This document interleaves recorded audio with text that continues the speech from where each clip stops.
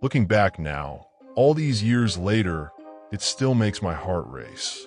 I'm Amina, Nia's mother, and this is the story of a doll I thought would be a perfect birthday gift for my daughter. Instead, it brought fear into our lives in a way I never could have imagined. This is the tale of Zuri, a doll that haunts my thoughts even today. My daughter Nia has always been fascinated by the crafts and traditions of our people. When she turned 20 and was studying nursing at the University of Cape Town, I wanted to find her something special for her birthday. There's a small market in our town near Stellenbosch, South Africa, called the Trader's Haven.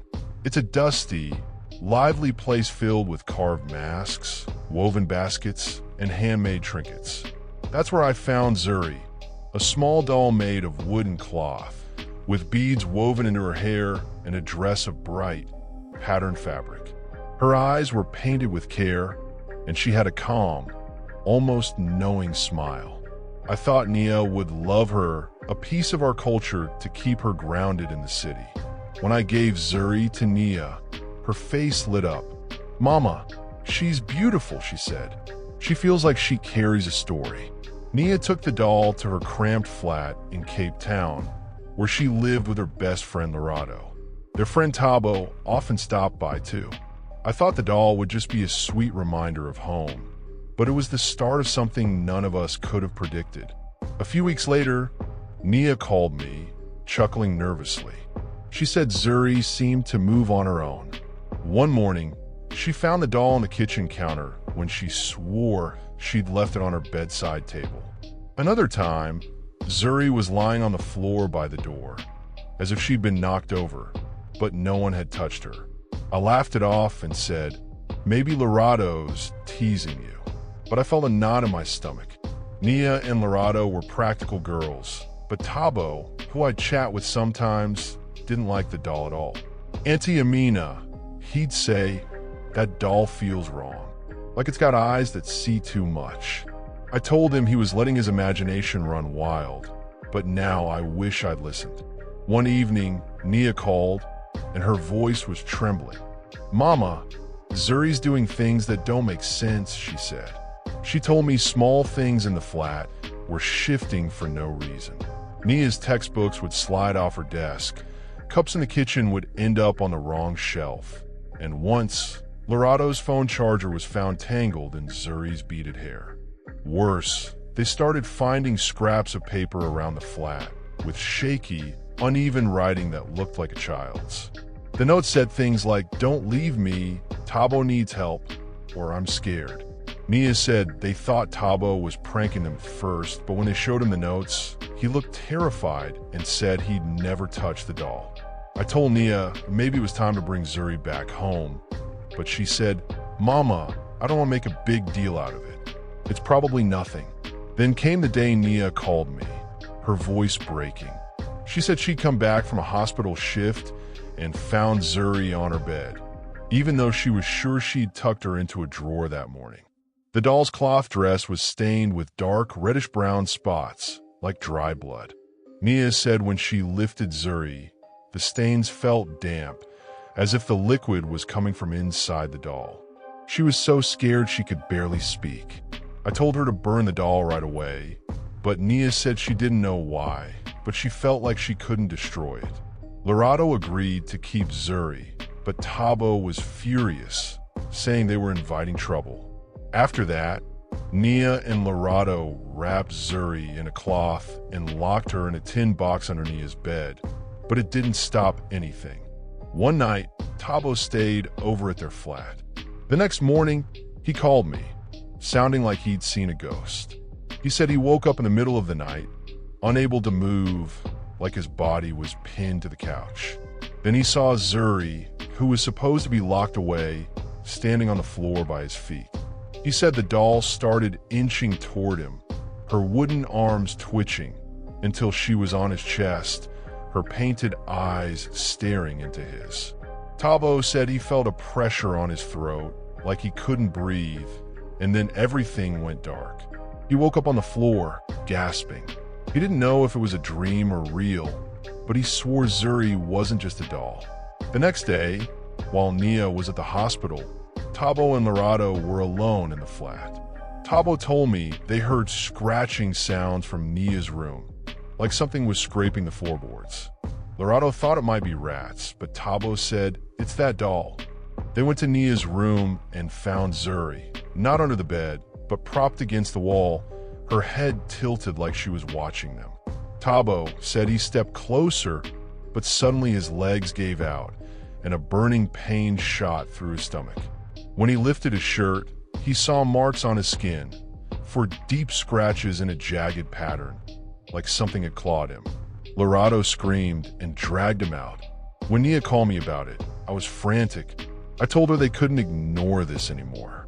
Tabo said the scratches were real, and the skin around them was hot to the touch. But strangest of all, they faded completely in a day, like they'd never existed.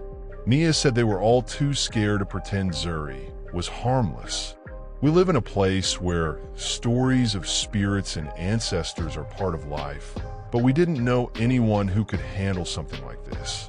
No Sangomas or priests were around to help. Nia said she'd talked to a nurse at the hospital who mentioned that objects tied to restless spirits could sometimes be calmed by returning them to the earth, especially in a sacred place. I thought it was just old tales, but with the kids so frightened, I told them to try it. One stormy night, Nia, Lorado, and Tabo wrapped Zuri in a blanket and put her in a wooden box. They drove to an old burial ground near Stellenbosch, a place our community considers sacred, where the soil is said to hold the peace of our ancestors. Nia told me they dug a deep hole under a baobab tree and buried the box. Nia whispered a prayer her grandmother taught her, asking the spirits to rest and leave them be. When they drove back, they said it felt like the air in the car was lighter, like they could breathe again. After that night, the flat was quiet. No more moving objects, no more strange notes, no more scratches in the dark. But none of us were the same. Nia sometimes says she feels a shadow behind her when she's alone. Lorado avoids anything that reminds her of Zuri, like beaded crafts or wooden carvings. Tabo's quieter now, and sometimes he'll pause and stare at nothing, like he's seeing something I can't. A few months later, Nia went back to the burial ground for a university project on local traditions. She told me when she stood near the baobab tree, the air felt heavy, like a warning. I don't know if it was her fear talking or if something lingered, but I've never gone back to the Trader's Haven since. Zuri may be buried deep in the earth, but her presence still feels like a weight on our souls. My name is Jacob Carter, and this is what my grandfather, Ryan Carter, experienced on June 6, 1944, in Normandy, France, as he wrote in his tattered diary. I found this worn notebook a few years ago, after he passed away in 2015, tucked away in his basement. Grandpa never talked much about the war, but he always said there was one night in Normandy that haunted him until his last day. After reading his diary, I understand why. Grandpa was 20 years old then, a soldier in the 29th Infantry Division of the U.S. Army. It was D-Day, and Operation Overlord had just begun. He was pinned down on Omaha Beach under relentless German fire from the Atlantic Wall. He wrote that the roar of 88mm mortars and the chatter of MG 42 machine guns filled his ears, and the air reeked of gunpowder and blood. His squad, survivors of the initial assault, was now trapped on a hill overlooking the beach, surrounded by a German Panzergrenadier unit. Huddled in a muddy foxhole under the rain, with trembling hands, he pulled a piece of paper and a pen from his uniform jacket. Under the faint glow of a chemical flare, he wrote a letter to his mother, Pearl Carter, in case he didn't make it. He folded the paper and tucked it into his undershirt, next to his dog tags, hoping it might reach her in Cleveland, Ohio. He closed his eyes, listening to his heart pound beneath the weight of fear. Suddenly, the growl of Sherman tanks and shouts of "Allies! Allies!" echoed from below. A relief battalion from the 115th Infantry had arrived, and the Germans retreated under heavy fire. Soaked with rain and sweat, Ryan crawled out of his foxhole. He wrote that he was alive, but it felt like a piece of his soul had been left on that beach. His commander, Lieutenant Morris, looked at him and said, "Carter, you've been on the line since dawn. Get back to St. Laurent. Catch your breath." Ryan nodded. He wanted to write another letter, one that said he was still breathing. He hitched a ride with a few other soldiers in a Willis Jeep. The dirt road was pocked with shell craters, the air hot and humid. His undershirt clung to his skin. After a few miles, he felt overwhelmed by the noise and chatter. He told the driver, "Sergeant Thompson, I'll walk. I need some quiet." Thompson frowned and said, "You sure, kid? Snipers are still out here." Ryan shrugged, grabbed his backpack and M1911 pistol, and stepped into the misty Normandy forest. Twisted oaks and beeches, battered by shelling, stood like silent shadows.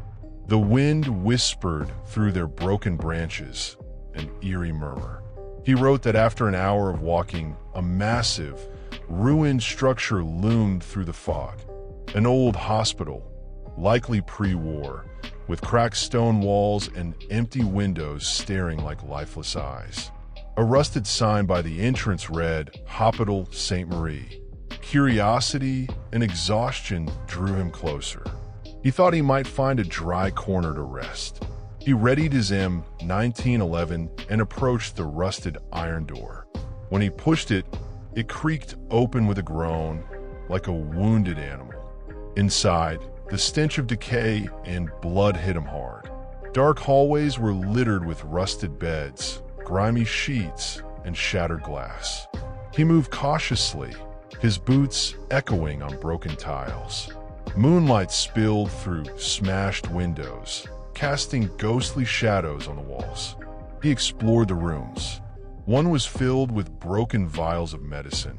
Another had an operating table stained with dark blotches untouched for years. In a third, he found a pile of torn Allied and German uniforms, dented helmets, and a heap of bones, some gnawed as if chewed. His breath caught. He wrote that his heart raced, realizing these belonged to soldiers who never left.